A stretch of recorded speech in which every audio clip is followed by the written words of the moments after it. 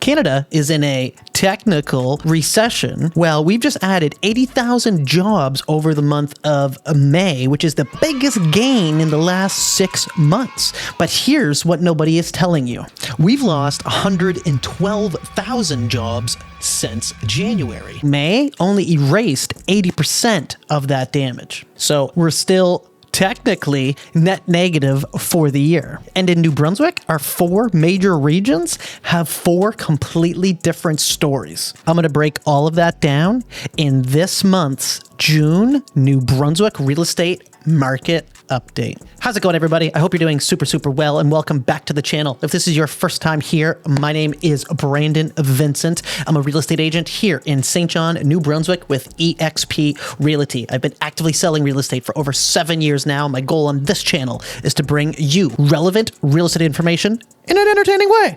If you like the sound of that, do me a favor, hit the like, subscribe button, follow along for the journey. If at any point you have comments or questions about what you're seeing here, leave a comment below. I'm going to leave links to the websites used throughout this video down in the description, so feel free to check them out. But without further ado, let's get into this market update. Starting off with the biggest headline that we've been seeing here in Canada, which is the technical recession. So 2 consecutive quarters of contracting GDP is what defines a recession. During Q4 of 2025, Canada had a negative 1% contraction in the GDP, followed by the recent announcement of Q1 of 2026, which had a contraction of 0.1% GDP for the first quarter. So by definition, yes, Canada is in a recession, and calling it a technical recession is a way to fluff up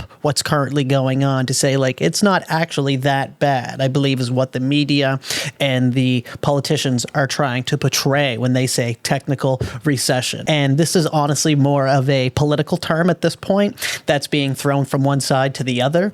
But it's good to know that the reason that we're calling it technical is because of the negative 0.1% GDP contraction that happened in the first quarter. So we've been following the economy pretty closely here, and we have been having significant amount of job losses over the first quarter of this year, which has been staggering and something to keep an eye on. So the big question is, do Canadians need to worry? But let's see what they say here at the CBC. So Ambler said that some are using the latest data to reinforce a narrative that things are really bad. Yet a case can be made by using other numbers that the Canadian economy is not doing particularly well, even if not declared in a recession. For example, Canada's unemployment rate rose to a 6-month high of 6.9% in April, while youth unemployment is at 14.3%. Meanwhile, business investments and residential construction have completely declined.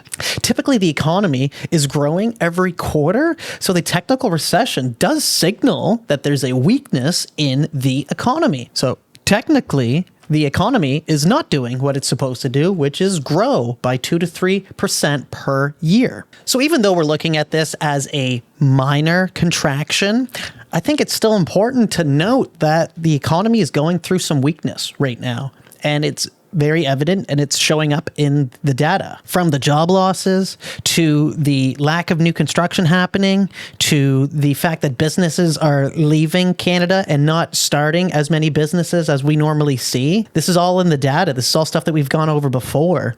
And we've been watching this for the first quarter of the year and seeing us get to this point right now where it's labeled a recession. So there are things to watch and weaknesses that are there in the economy despite it being played up as a technical recession, which, like I said, I think is to lighten the impact of that word recession. Now, here's the thing to keep in mind about recessions is that you don't know you're in one until you've already been there. I know that it felt as though there was a recession probably the first quarter of the year because things just seemed like stagnant. We very well could be moving out of that now. So just keep that in mind. Just because they're saying that we are in a recession now, technically the recession was Q4 of 2025 and Q1 of 2026. That doesn't mean that we're currently in one right now. So some really good news that we've seen over the month of May is the fact that Canada added 88,000 jobs. This is helping to offset the job losses for this year so far. It is the first significant employment gain since November 2025, says StatCan. As I mentioned at the start of the video, Canada had lost 112,000 net jobs for the first 4 months of 2026, but May's big addition helped to ease almost 80% of the job losses posted since the beginning of the year. And that 88,000 jobs that were added was actually defying the economists' predictions for this month too. The unemployment rate fell to 6.6% from the previous month of 6.9%. So the majority of that job growth came from the construction field, okay? Now, we also had a mass majority of those jobs coming from information and cultural and recreation, as well as accommodation and food services, a little bit in the manufacturing, and a little bit in health care and social assistance. And then it goes into other services and a couple others. But the spot that we've seen the majority of the job losses actually came from wholesale and retail trade. Anytime I talk about the job growth or the job decline, people really want to know the specifics. And I mean, we could do a full video on how any of this data is actually acquired. I'm going to leave the links down below to StatsCan, and that's where I get all my information.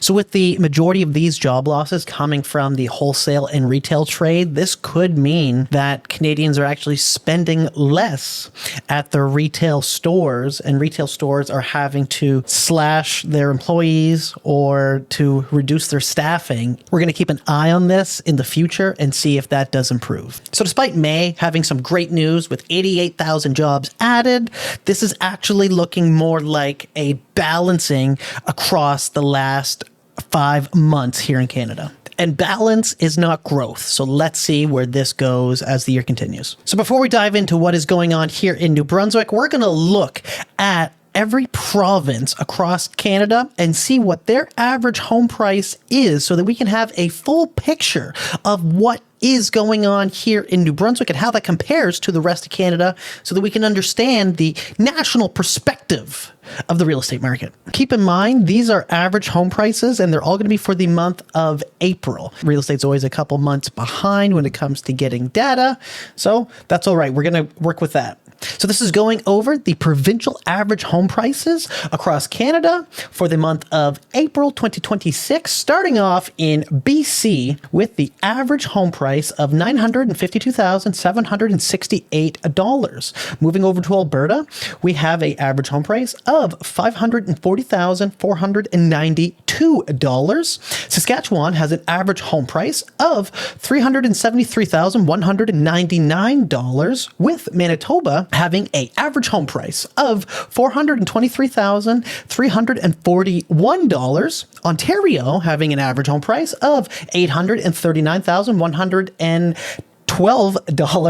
Quebec having the average home price of $566,364. And Newfoundland having the average home price of $355,067. Little PEI over here has an average home price of $398,673, which is down quite a bit from its previous month. Nova Scotia has an average home price of $515,846, which is up significantly from last month. And New Brunswick, our hometown here, $363,668, which is up about 6.6% from the previous month. Now let's look at the New Brunswick employment trends, and then we're going to dive into the numbers for each major region in New Brunswick. So the unemployment rate was 7.1% as of May 2026, which is unchanged from the previous month. 2,100 fewer full-time jobs in May 2026 to a month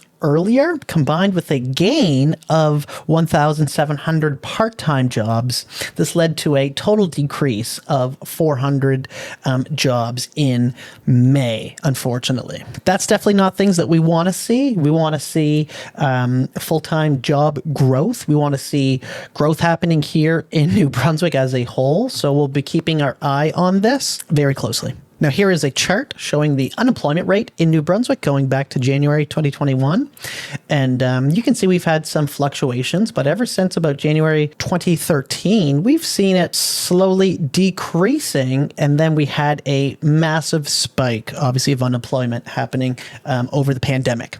And it's been good to see that unemployment rate decreasing since, but we're going to keep our eye on it. When it comes to full-time job growth, we've actually been very lackluster in that department as well here in New Brunswick. We've seen a spike in January, a little bump there in February, and then we've just barely seen any type of increase for the month of March. And April and May, we've seen full-time jobs being lost in the province. The majority of these job losses are coming from sectors like forestry, fishing, mining, and oil and gas, as well as a lot of public administration being lost. We lost a lot in the other services, and we lost a lot in the professional, scientific, and technical services as well, followed by the transportation and warehousing. We had a significant gain in the manufacturing, as well as in the healthcare and social assistance departments, followed by a little bit in business and a little bit in construction. So our unemployment rate here in New Brunswick is slightly above the national unemployment. The full-time job losses is definitely something that's concerning. As I mentioned at the start of this video, we have 4 major regions in New Brunswick that are all behaving in 4 completely different ways that are driving the results that I've been talking about here in the province. So let's dive in even further to look at what is going on in all 4 of these major regions so that we can have a full idea of what's happening here in New Brunswick.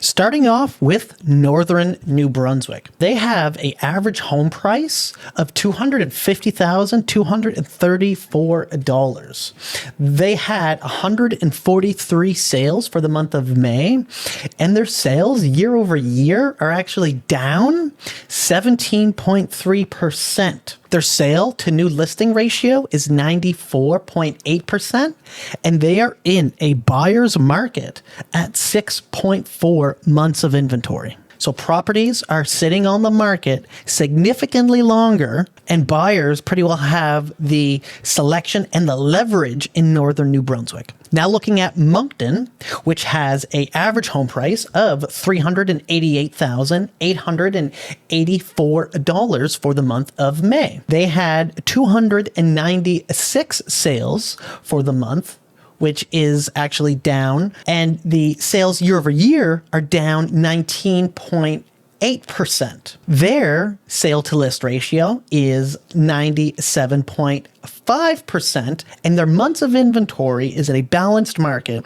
at 4.8 months of inventory. Looking at Fredericton, that has an average home price of $397,526 with 270 sales for the month of May. Their sales are down 8.8% year over year, with a sale to list ratio of about 99.4%. And their months of inventory are 2.8, so they are in one of the strongest sellers markets in the province. And then we have St. John, my city, with our average home price hitting near record highs at $393,056 for the month of May. We had 216 sales for the month, and our sale to list price is 104.2%, saying that on average homes are selling above the list price, and our months of inventory dropped down from 3.6 to 3 months of inventory for the month of May. So pretty well, St. John is the only market in New Brunswick that actually accelerated for the month of May. And this is the divergence that we have between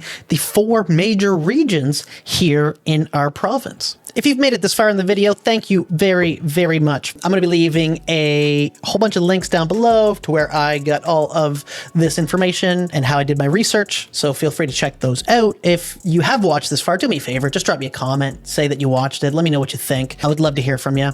And make sure that you stay tuned, like, subscribe, follow along. I'll be doing these every single month and we're staying up to date on it. We're going to keep our eyes on what is going on in the market so that you can make the best decisions when it comes to buying, selling, or investing here in New Brunswick. If you are looking at moving here, looking for an agent, feel free to reach out to me. I have contacts all over the province. I would be happy to help, and I hope that you have a phenomenal day.